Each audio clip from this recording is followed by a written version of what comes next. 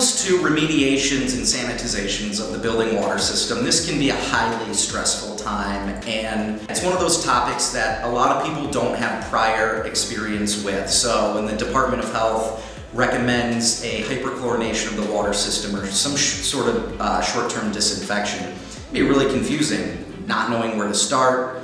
It all seems to be equal. So when you look across the different providers that do remediations, you really want to avoid what we call the two guys in the chlorine truck.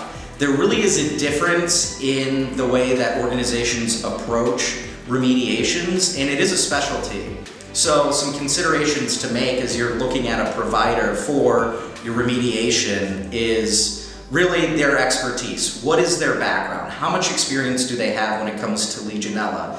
Are remediations something they do on the side? Is it something that they do every single day? Because it is a very intensive process that needs to take a lot of care and effort to protect the building water system, to protect the people that are in that building.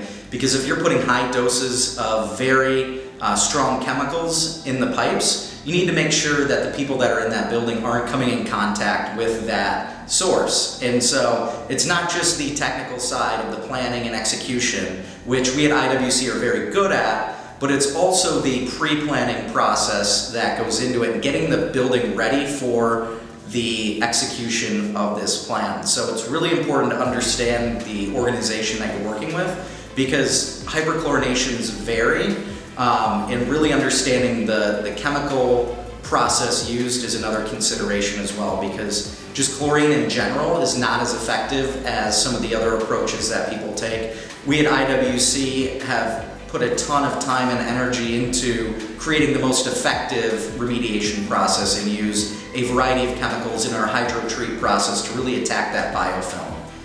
And you don't want to have to go back and do this multiple times. So again, it's a very intensive process, but with the right provider, you can be extremely effective with minimal impact to your facility.